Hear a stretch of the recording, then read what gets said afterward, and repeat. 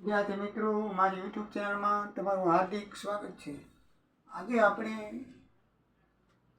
Costing account 2ની અંદર જોઈએ તો ચેપ્ટર 2 પડતર અને નાણાકીય હિસાબોની મેળવણી, એની અંદર ઉદાહરણ નંબર 2 આપણે આજે જોવાના છીએ.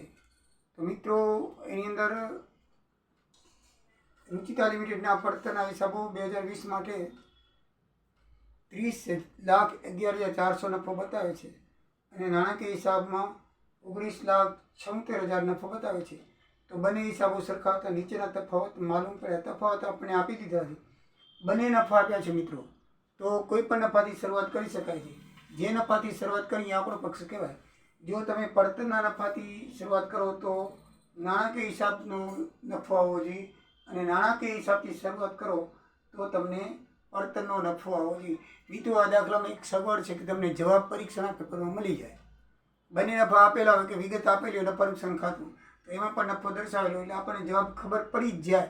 એટલે કઈ એન્ટ્રી કદાચ ભૂલચૂક થઈ જાય તો આપણે એડજસ્ટમેન્ટ કરીને પણ એન્ટ્રી ઉધાર ઉમેરોને બાદ કરવામાં લઈ શકાય, કદાચ કોઈમાં ખબર ન પડતી હોય.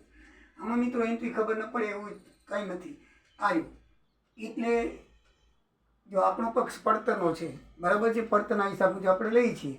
રીત છે એ પ્રમાણે મેં તમને બંને રીતે બતાવી દીધું છે. આનાથી જો તમે નાણાકીય હિસાબે લો તો આ ઉમેરો છે, બાદ થાય, બાદ થાય ઉમેરો થાય. પણ આપણે ટેવ પડતરના હિસાબ મુજબ રાખવાની. વધારે પડતા દાખલા એનાથી છે. એટલે કે ખર્ચા વધુ હોય તો ઉમેરો અને ખર્ચા ઓછા હોય તો બાદ કરવાનો, એટલે આપણે યાદ રહી જાય.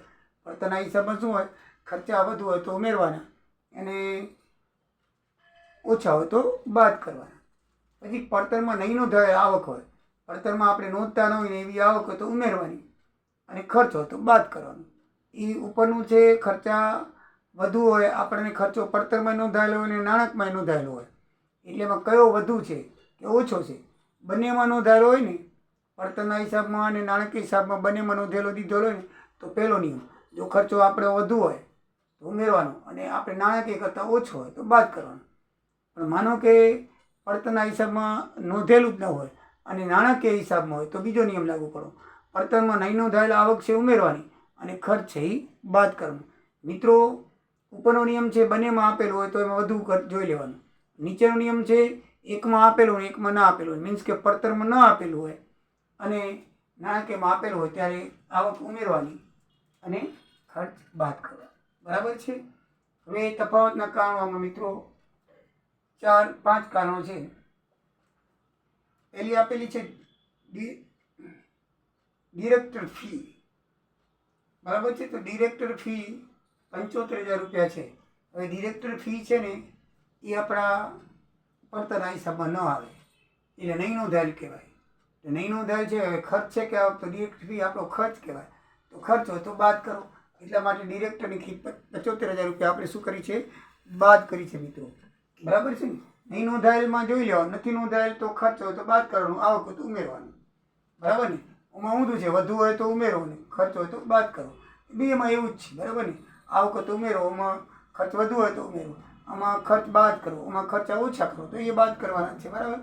આમાં ખાલી એટલું ધ્યાનમાં રાખવાનું કે બંનેમાં આપેલું હોય તો વધુ વધવાનું અને ન આપેલું હોય, પડતરમાં ન નોંધવામાં આવતી આઈટમ હોય એ આપણે આવક હોય તો ઉમેરી દેવાની અને જાવક હોય તો બાદ કરી દેવાની.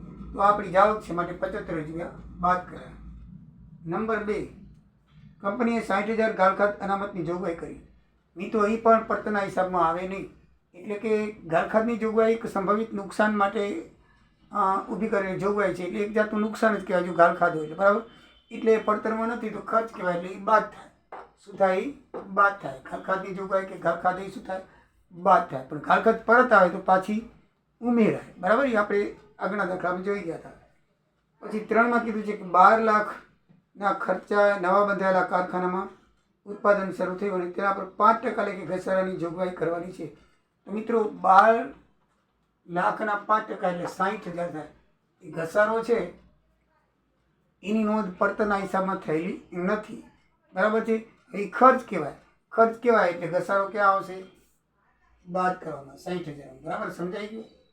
પછી ચોથી આઈટમ છે ફેરબદલી 2800 મળી અને રોકાણો પર ડિવિડન્ડના 5600 રૂપિયા ડિવિડન્ડ મળ્યું. મિત્રો, આ બંને આવક કહેવાય. હવે જે